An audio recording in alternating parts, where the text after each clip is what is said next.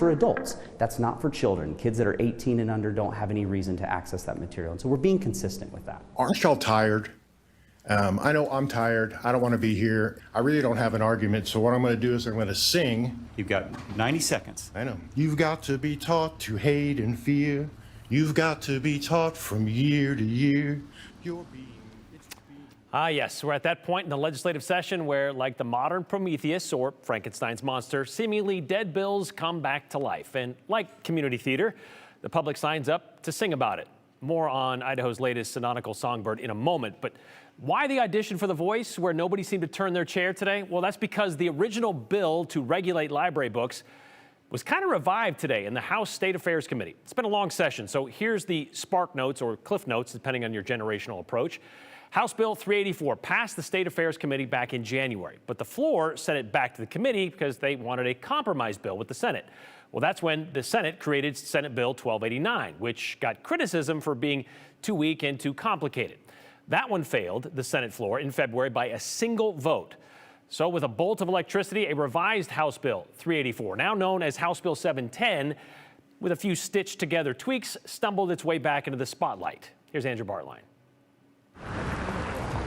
Doing the same thing over and over again. Aren't y'all tired? Doesn't take a scientist to tell you that's the definition of legislation. Rather than going through all of 384 again, because we've already done that, I'm simply going to go through the changes today that we have made.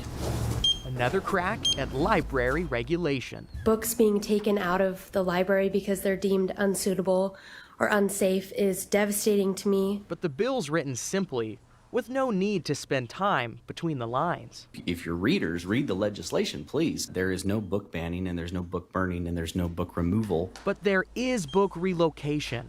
A complaint would either move a book to the adult section or open up the library for a civil lawsuit. What's new? Well, there's now a universal complaint form. They have to reference in the statute 1815-14 what that book violates. A notable omission? The bill does not rewrite the current state definition of sexual conduct. It includes homosexuality. It's sanctioning state-sponsored ignorance. They add plainly, it's state government overreach. Local policy already covers these concerns. Let me be clear.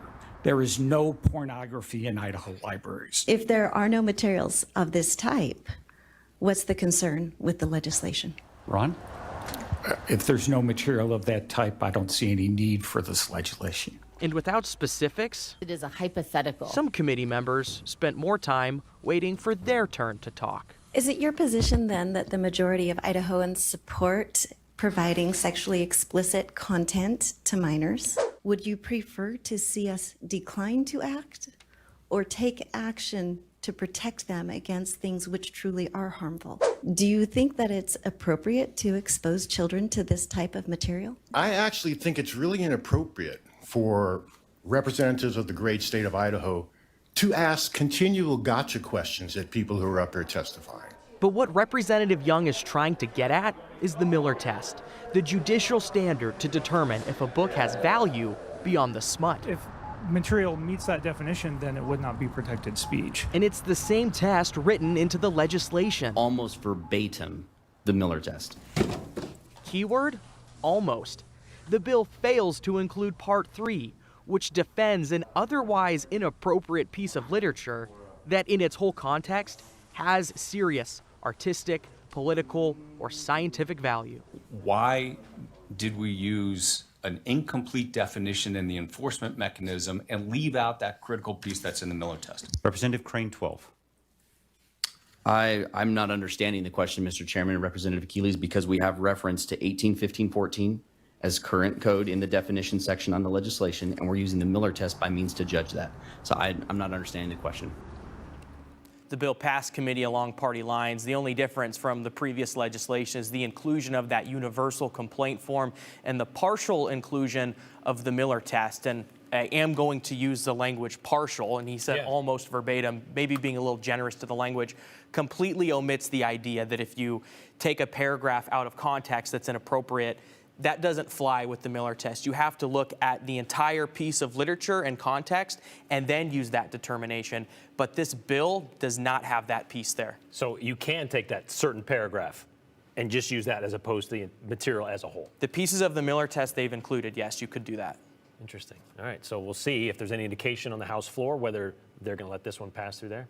We'll see. All right, thanks, Sandra.